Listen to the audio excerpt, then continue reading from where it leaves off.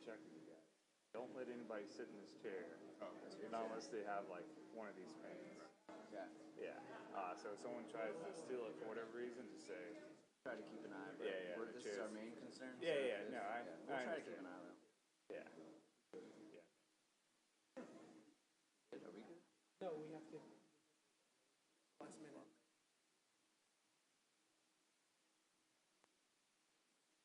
You want us just to Get your email ready. Who? They might have issues with it. Gonna have to email. I'm not.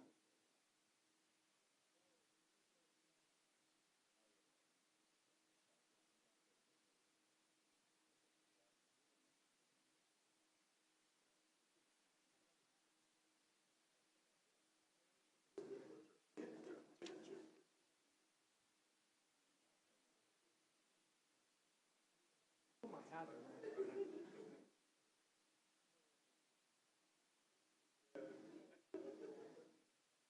Make sure that you just.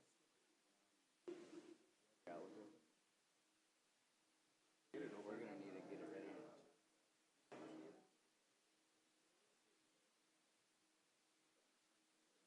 Wow.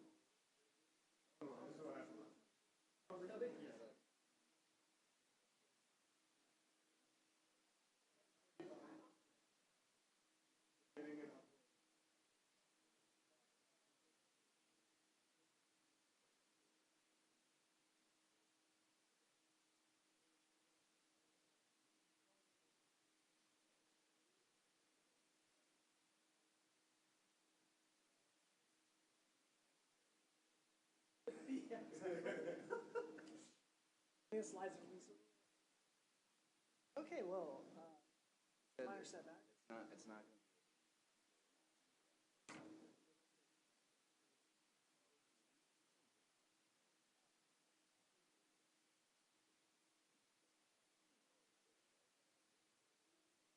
What did my agreement friends? This. I don't know how last time I Expect us to have a digital copy, which doesn't want to send next.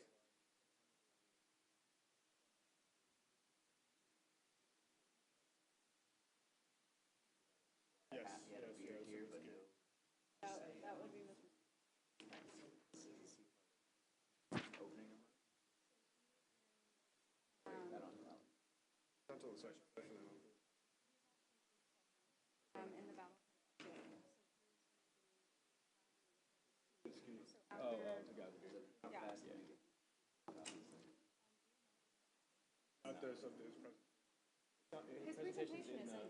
This can show them because they don't know. Yeah, It's if you wanna pull up okay, the so if we go through, try this. maps. No.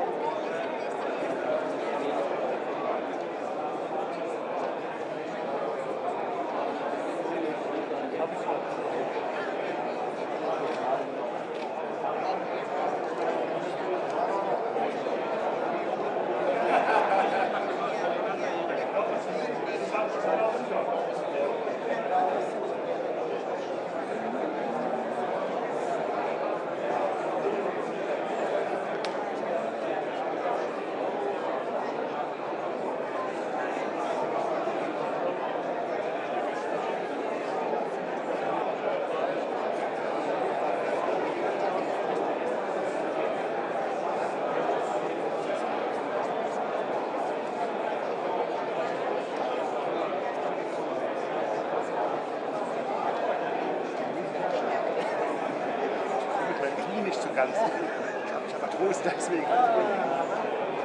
Geht's schon?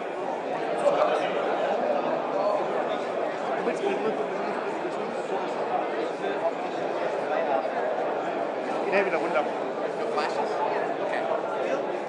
No flash, please. No flash.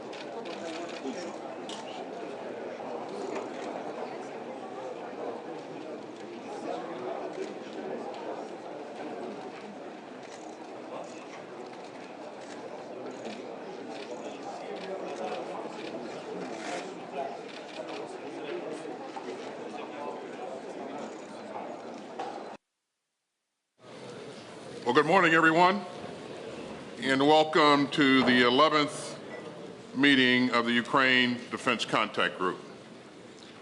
It's been nearly a year since this group first met right here at Ramstein. And I hear that many of you refer to this as the Ramstein Forum. So it feels right that we're back here to reaffirm our shared unity and our resolve. Now, this contact group started from a place of moral clarity. We see Putin's war for what it is, and that is an unprovoked and indefensible war of aggression against a peaceful, sovereign, and democratic neighbor. Ukraine has been fighting bravely to defend its people, its sovereignty, and its freedom. And countries from around the world have condemned Russia's atrocities and aggression and stood up for an open world of rules and rights. And ladies and gentlemen, more than a year later, Ukraine is still standing strong. And our support has not wavered. And I'm proud of the progress that we have made together. In total, the members of this contact group have provided more than $55 billion in security assistance for Ukraine. That's a tenfold increase since we first met. Just in the past few months, we provided the equipment and training to support an additional 9 armored brigades for Ukraine, and that has already strengthened Ukraine's position on the battlefield. A European consortium is donating Leopard tanks, and countries continue to coordinate through the contact group on providing ammunition and maintenance for those tanks. And so this contact group also provided key air defense systems to protect Ukraine's skies and citizens and critical infrastructure. That includes Patriot systems from the United States and Germany and the Netherlands, SAMP-T from Italy and France, and NASAMS from Canada and Norway. We've also improved training and sustainment and the power of our industrial bases. And throughout, we've demonstrated our unity and determination. Our common efforts have made a huge difference to Ukraine's defenders on the battlefield, and they underscore just how badly the Kremlin miscalculated. Putin thought that he could easily topple Kyiv's democratically elected government. He thought that the wider world would let him get away with it. He thought that our unity would splinter, but he was wrong on each and every count. And as we come together again at Ramstein, the world hears our voices loud and clear. The world sees what we've achieved together. The Ukrainian military stands tall with capability and courage. After more than a year of Russian aggression and deceit, this contact group is as united as ever and more global than ever. And our support for the forces of freedom in Ukraine holds strong and true. Now, I know that many of you have been following the reports of unauthorized disclosure of sensitive and classified U.S. material. I take this issue very seriously, and we will continue to work closely and respectfully with our deeply valued allies and partners. As I've discussed this issue with our allies and partners, I've been struck by your solidarity and your commitment to reject efforts to divide us. And we will not let anything fracture our unity. Now, we're joined again by my good friend Oleksiy Reznikov of Ukraine. And Oleksiy, we're looking forward to hearing directly from you and your team on the state of the battlefield and your most urgent requirements. I also want to thank each country joining us today. You've shown that nations of goodwill from around the world reject Russia's cruelty and aggression. And many of you have dug deep in your own stocks to provide assistance to Ukraine. And some of our allies, like Estonia and Latvia, have donated more than 1% of their GDP to Ukraine's cause. The European Union recently announced an important initiative to ramp up the industrial production of ammunition. And through the work of our national armaments directors, many more countries are also boosting their production of the ammunition that Ukraine so urgently needs. Now, earlier this week, the United States announced our 36th presidential drawdown of security assistance for Ukraine, valued at $325 million. And so we've now provided more than $35 billion in security assistance to Ukraine since Russia's full-scale invasion began. And in this last package, we've included more ammunition for HIMARS, additional 155 millimeter and 105 millimeter artillery rounds, and important anti-armor capabilities. And every step of the way, we remain focused on ensuring the accountability of our assistance along with our Ukrainian partners. Now, at today's contact group meeting, we'll focus on three key issues: air defense, ammunition, and enablers. And Ukraine urgently needs our help to shield its citizens and infrastructure and forces from Russia's missile threat. I also look forward to getting an update from General Aguto, our commander of the Security Assistance Group Ukraine, on our work to build Ukraine's armored combat power. We'll also hear an update on our progress toward maintaining Ukraine's equipment for the long term. So we all know what's at stake. And for more than a year, Ukraine's forces have defended their country and their fellow citizens. But they've also defended the basic principle that autocrats don't just get to assault their smaller neighbors. And the value and skill of Ukraine's troops have inspired the world. From the Battle of Kyiv to the liberation of Kherson, Ukraine has shown again and again the power of a free people fighting to defend their rights. And Ukraine will continue to fight just as bravely going forward. And all of us have come together to stand up for Ukraine and for a world based on rules and rights. We reject Putin's grim vision of a world where tyrants get to assault their peaceful neighbors and try to impose self-declared spheres of influence at gunpoint. Ladies and gentlemen, this contact group is still guided by moral clarity. Together, we will make sure that Ukraine has what it needs to live in freedom. Together, we will defend the rules-based international order that keeps us all secure. And together, we will support Ukraine for as long as it takes. Thanks for being here, and now we'll pause and let our friends in the media depart.